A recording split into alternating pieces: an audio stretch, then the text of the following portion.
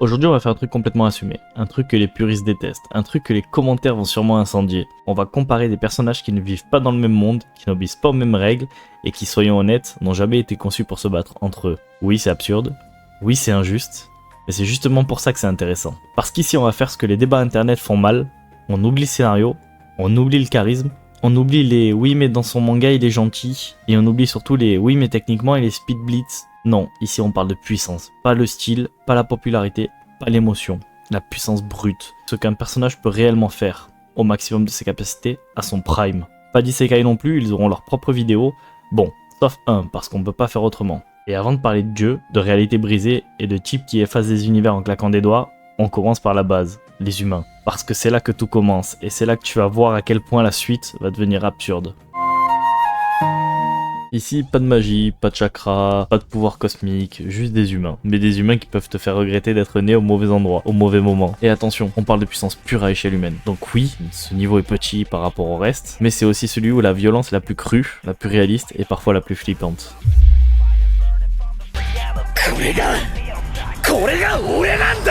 On commence avec Sakura, parce que c'est le prototype du combattant de rue. Le mec qui n'a pas besoin de faire un discours avant de frapper, il est déjà dans ton angle mort. Il est rapide, solide, agressif, et surtout il a ce truc que beaucoup n'ont pas. Il avance encore et encore, même quand ça commence à tourner mal. Mais justement, Sakura est fort dans son monde. Son corps reste un corps humain, avec des os, du souffle, une limite, pas de transformation, pas de pouvoir caché, pas de mode éveillé, rien. Dans une ruelle, c'est un monstre. Mais à l'échelle de ce classement, il sert surtout de rappel, voilà d'où on part. Et si Sakura représente la rue, celui d'après représente l'arène, et une autre forme de violence, celui qui te détruit à petit feu.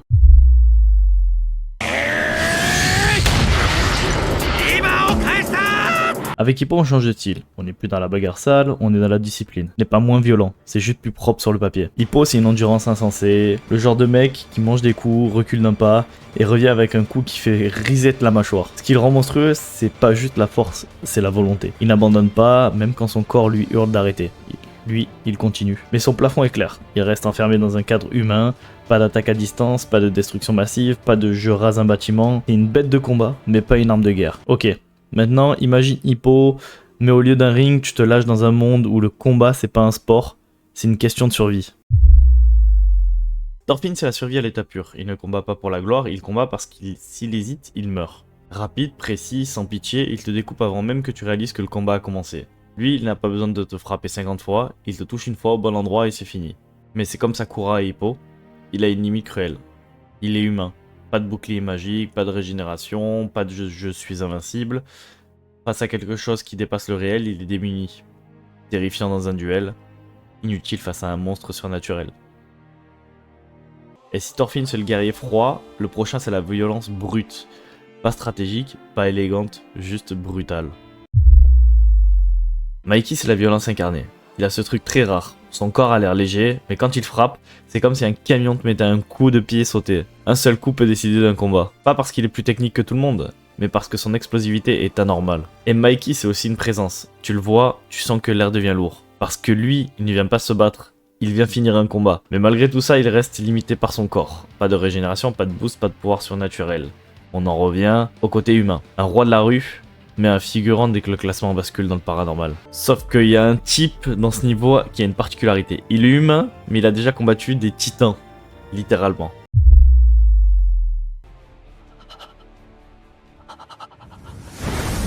Levi, c'est l'efficacité absolue. Pas de pause, pas de discours, pas de je vais te venger. Levi, c'est tu clignes des yeux et c'est terminé. Vitesse, précision, sang-froid, tout est optimisé pour tuer.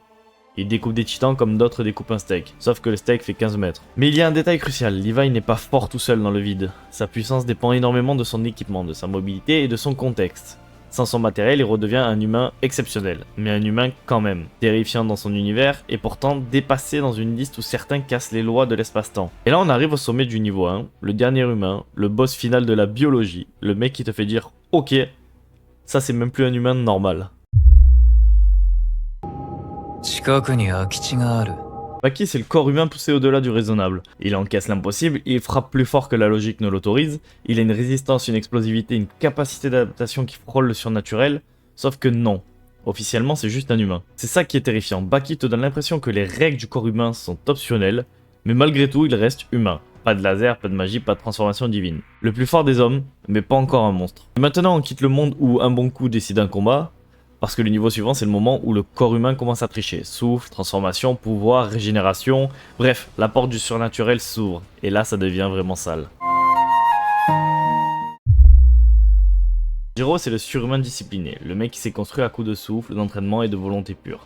Sa précision est chirurgicale, il ne frappe pas au hasard, il vise, il découpe, il finit le job. Et sa résistance est folle. Il continue alors que n'importe quel humain s'éteint au bout de 10 secondes. Son vrai power-up c'est le souffle, une optimisation du corps à la limite de la science-fiction, qui transforme un adolescent en machine à tuer des démons. Mais malgré cela, Tanjiro reste dans un registre local. Il peut nettoyer une zone, faire des prouesses, survivre à l'impossible, mais il ne reste pas une ville à lui tout seul. Tanjiro c'est le pro du duel et du combat technique, pas la bombe nucléaire de ce niveau. Et justement, si Tanjiro est un surhumain propre, le prochain lui c'est l'inverse. Un corps qui a décidé que la mort n'était plus une option. Gabimaru c'est le concept du gars qui refuse de tomber. Tu le frappes, il se relève. Tu le recoupes, il recommence. Tu te dis ok c'est bon il est fini, et il est déjà derrière toi. Son style c'est la létalité froide. Pas de spectacle, pas de grands éclats, juste l'efficacité d'un assassin qui sait exactement comment tuer ses victimes. Et son corps c'est presque une arnaque. Résistance anormale, endurance impossible, capacité à continuer même quand ça devrait être terminé depuis longtemps. Mais sa puissance reste ciblée. Gabimaru tue une personne, puis une autre, puis une autre. Il n'est pas dans le délire je détruis le décor. Un assassin parfait, pas une catastrophe naturelle. Ok, maintenant imagine un gars qui au lieu de survivre a décidé d'attaquer le monde et le destin, à main nue. Là on passe sur un autre type de surhumain. Guts c'est la rage incarnée. Pas je suis en colère, non, je refuse que la réalité me gagne. Il se bat contre des monstres qui n'ont rien à faire dans son univers. Et il le fait avec une épée qui a la taille d'un frigo. Genre rien que ça mérite une catégorie à part. Sa force dépasse le raisonnable, mais son vrai pouvoir c'est son endurance. Il continue même quand son corps est littéralement en train de se détruire. Guts est un surhumain par la souffrance, il n'a pas une énergie magique, il a juste un mental si violent que ça maintient son corps debout. Mais comme je l'ai dit, il ne rase pas des régions, il survit, il traverse l'enfer, il tient.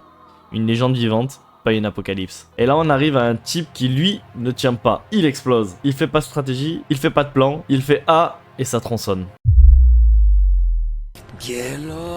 Denji c'est une tornade incontrôlable. Tu lui donnes un problème, il ne réfléchit pas, il fonce dedans avec des tronçonneuses. Et ça c'est à la fois terrifiant et un peu débile, donc parfaitement efficace. Sa puissance c'est la violence brute.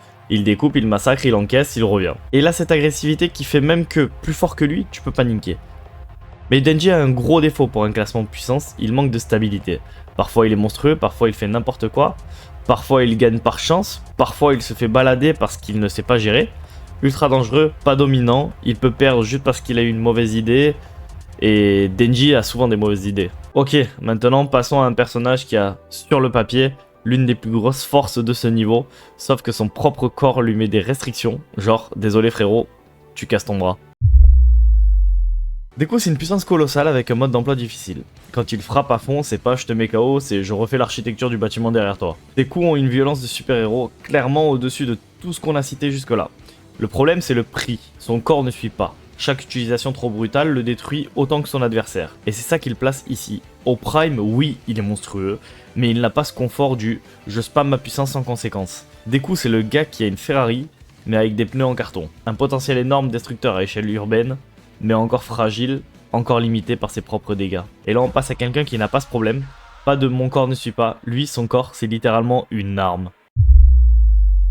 Kafka c'est simple, c'est une arme vivante, il rivalise avec des monstres géants, il les tient physiquement, il les démonte à main nue, et il le fait avec une brutalité qui rappelle « Ah oui, on n'est plus chez les humains ». Ce qui est flippant chez Kafka c'est sa présence, quand il se transforme le combat change de catégorie. On n'est plus sur du duel, on est sur une guerre de kaiju. À ce niveau il peut raser une ville sans trop d'efforts, parce que sa force, sa résistance, sa vitesse, c'est du calibre catastrophe. Mais on est encore sur du local, il peut pulvériser une zone, pas une planète. Une bombe urbaine, pas une fin du monde. Et maintenant on bascule dans le surhumain absurde. Celui qui n'a pas besoin de transformation, juste des muscles et la réalité demande pardon.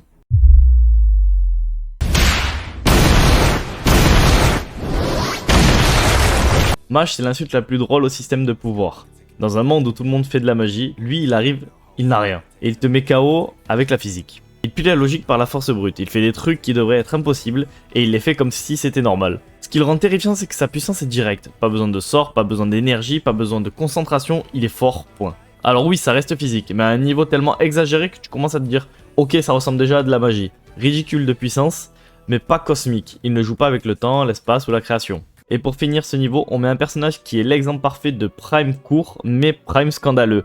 Le genre de puissance qui apparaît, détruit tout et disparaît. God adulte, c'est l'un des moments les plus violents de Power Up en animé. C'est pas une transformation progressive, c'est un contrat avec l'univers. Je veux toute la puissance que j'aurai un jour maintenant.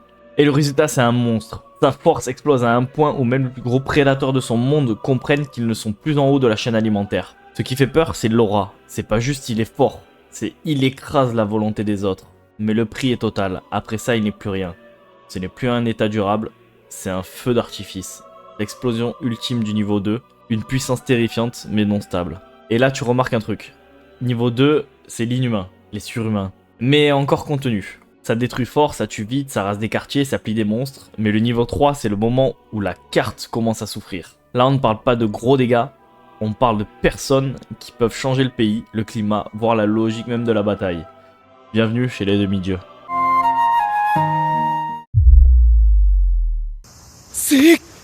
On ouvre avec Gojo. Parce que c'est l'exemple parfait du demi-dieu qui ne gagne pas en détruisant, mais en rendant l'adversaire impuissant. Gojo, c'est le mur ultime. Pas un mur résistant, un mur qui dit littéralement non. Tu attaques, ça ne m'atteint pas. Tu accélères, ça ne m'atteint pas. Tu forces, ça n'atteint toujours pas. Son contrôle de l'espace transforme le combat en cauchemar. Tu peux être plus violent, plus déterminé, plus énergie pure. Si tu ne peux pas le toucher, tu ne peux pas le battre. Et c'est ça qu'il place ici. Il n'a pas besoin de raser des continents pour dominer. Il domine parce qu'il impose une règle. Gojo, c'est le mur ultime, pas l'arme ultime, il neutralise plus qu'il ne détruit. Sauf qu'un mur aussi parfait soit-il, ça ne change pas une vérité, il existe des gens qui n'ont pas besoin de axe, ils ont juste besoin de frapper très fort.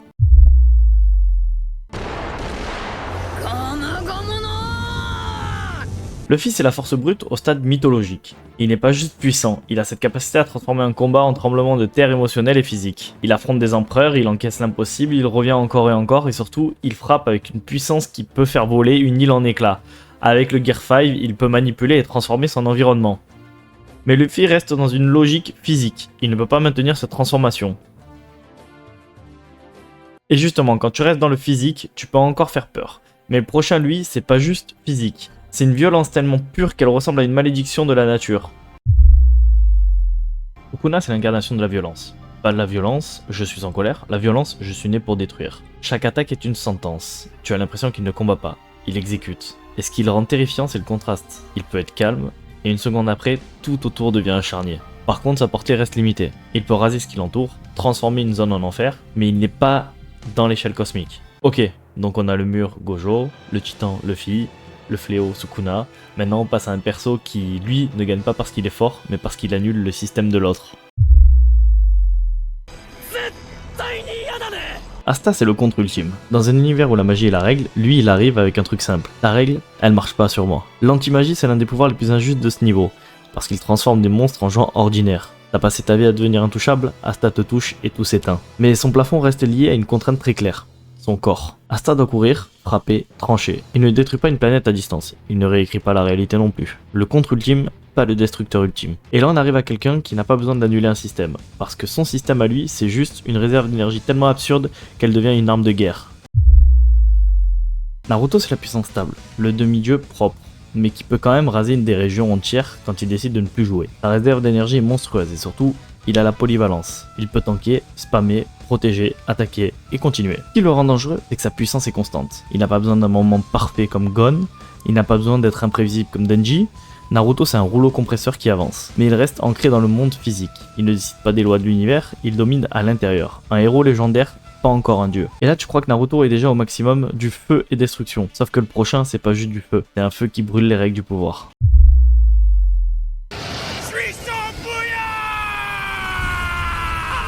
Natsu est sûrement l'un des personnages les plus sous-estimés, parce que Natsu c'est pas un gars qui balance des flammes, c'est un monstre de combustion qui évolue pendant le combat. Plus le combat est dur, plus il devient dangereux. Plus tu lui mets la pression, plus il répond par une montée en puissance qui ressemble à une explosion émotionnelle permanente. Et surtout, il brûle la magie elle-même, donc même quand tu crois être intouchable, Natsu peut te faire comprendre que ton intouchabilité c'est juste une illusion. Il a affronté des dragons, des dieux, des entités hors normes.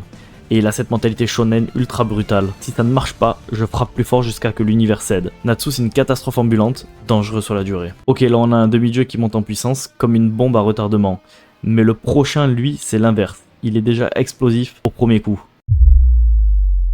Ichigo, c'est la puissance brute à l'état pur. Vitesse, force, énergie spirituelle, tout est dans le rouge, tout le temps. Chaque attaque a l'air d'un cataclysme. Il ne te touche pas, il te traverse avec une pression qui écrase l'air. Il peut affronter des dieux sans reculer parce que sa base est déjà une anomalie. Mais il ne contrôle pas les réalités, il ne réécrit pas les règles, il ne joue pas au dieu conceptuel. Un monstre, pas un créateur. Et maintenant on passe au demi-dieu qui ne se contente pas d'être fort, il est littéralement une calamité qui marche. Meliodas, c'est une menace royaume level. Son pouvoir n'est pas juste dangereux, il est catastrophique. Quand il se lâche, ce n'est plus un combat, c'est une punition pour le monde autour. Il manipule une énergie destructive massive, et tu sens que s'il décide de tout raser, il le peut. Mais son champ d'action reste limité à son monde. Il n'a pas d'échelle cosmique, il n'efface pas l'univers. Presque divin, mais pas cosmique. Et pour finir ce niveau, on met un cas spécial. Pas un guerrier, pas un fléau, un mec qui arrive avec une armée dans sa poche et une progression infinie dans le sang. Maintenant, je comprends mieux pourquoi tu étais aussi confiant. Jinwoo, c'est l'armée à lui tout seul. Et ce qui est terrifiant, c'est que sa puissance ne se mesure pas uniquement en force. Elle se mesure en contrôle, en nombre, en pression constante. Il devient plus fort à chaque combat, il accumule, il transforme ses victoires en soldats.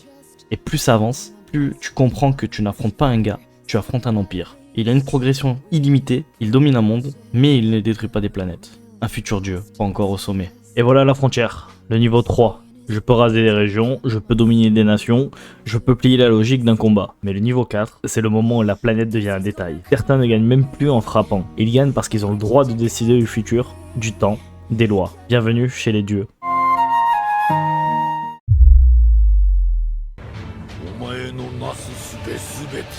On commence avec Iwash, ou Yubara comme vous voulez. Parce que c'est le premier dieu de ce palier qui ne gagne pas par muscle, mais par concept. Son délire, c'est pas de balancer une vague d'énergie et de faire boum. Lui, il regarde le futur comme nous on scrolle sur TikTok. Il voit les issues possibles, les conséquences, les tentatives de contre, et il choisit la seule timeline où tu perds. Et ce qui rend ça terrifiant, c'est que même si t'as plus de puissance brute, tu peux quand même perdre. Parce qu'il n'est pas en train de se battre contre toi, il est en train de se battre contre la possibilité que tu gagnes. Te laisse faire ton move, te laisse croire que tu l'as eu, et après, il te montre que dans ce futur-là, tu ne l'as jamais eu. Yubara, c'est le mec qui triche, mais légalement. Sauf que le futur, c'est bien. Mais le futur ne sert à rien si tu te fais atomiser avant même avoir eu le temps de penser. Jinmori, c'est l'opposé total de Yubara. Pas de timeline, pas de calcul cosmique, juste viens on règle ça à main nue. C'est le dieu guerrier pur, la baston dans sa forme la plus divine, la plus brutale, la plus insolente. Sa puissance physique est tellement absurde que ça ressemble à une apocalypse. Et quand il se transforme, tu comprends que t'es plus face à un humain boosté, t'es face à une divinité martiale, un mythe ambulant, une légende qui a décidé de venir mettre des combos, la divinité chinoise Wukong. Jinmori, c'est le boss de fin mais qui fait des enchaînements. Et là tu dis, ok, ça c'est un dieu. Oui, mais il existe des dieux qui ne sont même plus dans la bagarre. Ils sont dans l'énergie cosmique, dans les cycles de la vie, dans le « je décide ». Sailor Moon, c'est un cas à part, parce que c'est pas « je frappe fort », c'est « je possède une énergie tellement pure et cosmique que je peux effacer ou recréer ». Elle est dans une logique de pouvoir quasi mythologique. La lumière, les cycles, la renaissance, la restauration, elle n'est pas juste une combattante, elle ressemble à une force cosmique bienveillante jusqu'au moment où on la pousse trop loin. Et c'est ça qui est terrifiant. Tu peux avoir un physique monstrueux, une force absurde, une armée, si elle décide que ton existence doit s'arrêter, ça s'arrête. Sans débat, une déesse douce, mais capable de te rappeler que tout peut disparaître. Bon, maintenant on passe à un personnage où l'univers lui-même dit non, ça c'est pas autorisé. Parce que lui, c'est pas juste très fort, c'est je dépasse la logique.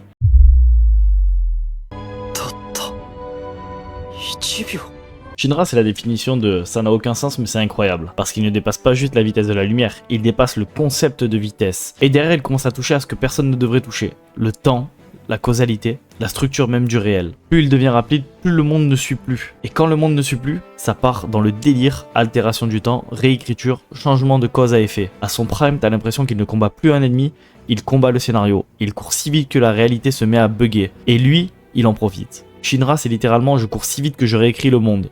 Normal. Un autre colosse qui se sert de la chaleur comme une arme, ou plutôt du zénith, du soleil comme puissance. Il faut parler d'un homme, pas d'une entité. Pas d'un concept, pas d'un être né divin, juste un homme. Mais un homme qui, à midi, devient un problème pour l'univers. Escanor, c'est la puissance conditionnelle la plus terrifiante de l'anime. Le matin, il est faible, le soir, il est confiant. Mais quand le soleil atteint son zénith, il devient The One.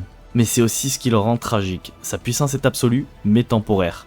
Quand le soleil décline, lui aussi retombe. Son corps brûle de l'intérieur, et il sait que chaque utilisation le rapproche de la fin. Escanor, c'est la définition même de la puissance divine enfermée dans un corps mortel. Sauf qu'évidemment, quand on parle de Prime, de puissance qui dépasse tout, de niveau mythique, impossible de pas citer le roi du shonen. Goku, c'est la montée en puissance la plus iconique de l'histoire des animés. Ce qui le rend différent, c'est qu'il n'a pas l'air d'avoir une vraie fin. Tu crois qu'il est au max, et 3 arcs plus tard, tu réalises que c'était juste l'échauffement. À son prime, on parle d'une puissance cosmique brute. La planète devient une zone de combat, l'univers un terrain d'entraînement, et le pire, c'est que Goku devient plus fort en se battant. Donc si tu tiens face à lui, tu crois que tu gères, mais en réalité tu es en train de lui offrir du temps pour monter. Goku, c'est un escalator vers l'infini. Plus le combat dure, plus tu te rapproches de ta propre défaite. Une arme cosmique vivante, un personnage qui transforme le combat en progression. Et pourtant, même Goku, quand tu le compares au dernier de ce niveau, il y a un problème. Parce que le dernier n'a pas besoin de monter, il est déjà au-dessus. Saitama, c'est l'anti-classement. Le personnage est littéralement écrit pour casser l'idée même du power scaling. Son prime, on sait même pas s'il en a un. Il a l'air infini. Il ne gagne pas par stratégie, il ne gagne pas par technique, il ne gagne pas par transformation. Il gagne parce qu'il est le plus fort, c'est tout. Et c'est ça qui humilie tout le reste. Même les dieux qui ont des règles, des systèmes, des limites, Saitama, lui, a l'air d'être une blague que l'univers ne comprend pas. Et le pire, il le fait avec l'expression d'un mec qui a oublié d'acheter du pain. Saitama, c'est la puissance brute qui humilie tout le reste, le plafond. Sauf si le plafond décide de monter encore. Et là tu te dis, ok c'est bon, on est au sommet. Non, parce que le prochain niveau, c'est plus Dieu, c'est chaos. Là on ne parle même plus de planète, on ne parle même plus d'univers, on parle d'entités qui jouent avec la réalité comme si c'était un menu de paramètres. Bienvenue au niveau 5. Et là on va parler d'un cas très spécial, parce que Shadow ce n'est pas juste un personnage fort, c'est un personnage qui joue à être un mythe, et qui finit par le devenir pour de vrai. À la base, Sid veut juste une chose, être l'éminence dans l'ombre. Le mec qui tire les ficelles, qui apparaît quand tout est foutu, qui one-shot le boss final et qui disparaît. Sauf que le problème c'est que le monde a décidé de le prendre au sérieux. Shadow c'est une accumulation de shit. Maîtrise absolue de la magie, contrôle du corps à un niveau absurde, régénération, puissance démesurée et surtout une compréhension instinctive du combat. Mais là où il devient terrifiant, c'est dans sa philosophie. Shadow ne se bat pas pour gagner, il se bat pour faire une démonstration. Shadow, c'est le type qui fait passer les dieux pour des figurants de son propre scénario. Il n'a pas besoin de réécrire la réalité. Il agit comme si elle devait déjà lui obéir. Shadow, c'est la puissance théâtrale, l'illusion devenue réelle, le fantasme du personnage trop fort pour son propre monde. Et pourtant, même Shadow avec tout son délire de maître des ombres reste encore attaché à une chose. Un monde, des règles, une logique. Et après lui, on quitte définitivement ça. Parce que ce qui arrive ensuite, ce ne sont plus des personnages, ce sont des anomalies de l'existence. Wang Ling, c'est le personnage trop fort pour exister normalement. Son concept c'est simple et terrifiant. S'il relâche sa puissance, le monde ne suit pas. Donc il ne contrôle pas ses techniques, il ne contrôle pas son énergie, il contrôle ses émotions. Sa colère, son stress, sa tristesse, tout est bridé, verrouillé, comprimé en permanence. Et ce qui fait peur, c'est que même quand il ne fait rien, le monde autour de lui tremble. Il n'a pas besoin de lancer une attaque, il n'a pas besoin de se battre. Le simple fait qu'il existe crée une tension dans la réalité. Wang Ling, c'est le seul personnage où le vrai suspense c'est pas est-ce qu'il va perdre, mais est-ce qu'il va soupirer un peu trop fort? Parce que s'il lâche prise, ce n'est pas un combat, c'est un reset. Wang Ling, c'est une bombe cosmique consciente, qui fait tout pour ne pas exploser. Et maintenant, on arrive à quelqu'un qui fait plus simple. Il ne modifie pas les règles, il les supprime. Zeno, c'est l'effacement pur. Pas de combat, pas de technique, pas de montée en puissance, tu existes et l'instant d'après, non. Univers, timeline, réalité alternative, tout disparaît avec un geste d'enfant. Et ce qui est terrifiant, c'est que Zeno n'est même pas fort au sens classique. Il n'a pas besoin de force, il a l'autorité absolue sur l'existence. Il ne gagne pas un combat, il décide que le combat n'a jamais eu lieu. Zeno, c'est la gomme cosmique, l'effacement comme concept. Mais même ça reste encore simple. Parce que maintenant, on va parler d'êtres qui dépassent même l'idée de destruction, des entités qui se battent à l'échelle du sens même de l'existence. Ici on change de registre, on ne parle plus de puissance, on parle de volonté contre le destin. Alors j'ai rassemblé les deux exprès, parce qu'ils viennent du coup du même manga. Simon c'est la volonté incarnée, plus il croit plus il devient fort, et pas qu'un peu. On parle de galaxies comme projectiles, de dimensions comme terrain de jeu, de combats qui dépassent l'espace, le temps et la logique. Son pouvoir c'est simple, je refuse de perdre. Et l'univers répond, très bien. À ce moment-là, Simon ne pilote plus un mecha, il pilote le concept même de dépassement de soi. Il devient le shonen absolu, l'idée que quand tu avances, aucune limite n'est réelle. Et en face, l'opposé parfait, l'anti-spirale, n'est pas un méchant, c'est une fonction de l'univers. Son but, empêcher l'évolution, bloquer la croissance, arrêter l'expansion. Il ne détruit pas par colère, il détruit par nécessité cosmique. Il manipule les dimensions, les probabilités, les lois de la réalité, comme un joueur déplace les pions. Face à lui, Simon n'affronte pas un ennemi, il affronte une limite existentielle. Si Simon est le oui absolu, alors Antispiral est le non éternel. Et leur combat, ce n'est pas un duel, c'est une guerre entre le mouvement et l'arrêt. Et là on atteint le point où même le mot puissance commence à perdre de son sens. Parce que Anos ne cherche pas à être le plus fort, il ne cherche pas à dépasser quelqu'un, il ne cherche même pas à gagner. Il considère déjà qu'il a gagné. Anos c'est pas un personnage qui combat, c'est un personnage qui corrige la réalité quand elle fait une erreur. Tu le frappes, il décide que ça n'a pas marché. Tu l'effaces, il revient parce que non. Tu le tues, il te regarde et te demande calmement pourquoi tu pensais que ça suffirait. Ces pouvoirs ne sont pas des techniques, ce sont des affirmations. Cette attaque ne peut pas me tuer, cette magie n'a aucun effet sur moi, cette loi ne s'applique pas. Et la réalité obéit. Anos ne joue pas avec les règles, il ne les casse même pas, il agit comme si elles n'avaient jamais existé. Là où les autres personnages ont des transformations, des limites, des conditions, des contreparties, Anos lui a une seule logique. Si quelque chose me contredit, alors cette chose a tort. Il peut tuer des concepts, il peut nier une mort, il peut exister sans cause, il peut gagner sans combat. Et le plus terrifiant dans tout ça, c'est qu'il ne le fait même pas avec arrogance. Il est calme, serein, presque poli, comme si tout ça était normal. Anos ce n'est pas un dieu, ce n'est pas un monstre, ce n'est même pas une anomalie, c'est la fin du power scaling. Parce qu'à partir du moment où un personnage peut décider que la défaite n'a aucun sens, alors le concept même de classement s'effondre. Et c'est pour ça qu'il est là, pas au sommet, pas au-dessus, mais en dehors du système. Et voilà pourquoi ce classement est totalement absurde, et justement pour ça incroyablement fascinant. Parce qu'au final on a comparé quoi? Des humains qui se battent à main nue, des guerriers capables de raser des continents, des dieux qui manipulent le temps, des entités qui effacent des univers comme on supprime un fichier corrompu. À ce niveau-là, la vraie question n'est plus qui est le plus fort. La vraie question, c'est qui décide si le combat peut exister? Certains gagnent parce qu'ils frappent plus fort, d'autres parce qu'ils évoluent plus vite, certains parce qu'ils refusent de perdre, et d'autres parce qu'ils n'acceptent même pas les règles du jeu. Et c'est ça qui rend ce genre de classement si addictif. Alors oui, il manque des personnages. Oui, on pourrait débattre pendant des heures. Oui, ton perso préféré est peut-être trop bas. Mais c'est exactement le but. Parce que si tout le monde était d'accord, ce serait juste une liste. Alors dis-moi, qui t'aurait mis plus haut? Qui est totalement surcoté selon toi? Et surtout, qui pour toi est vraiment au sommet du chaos?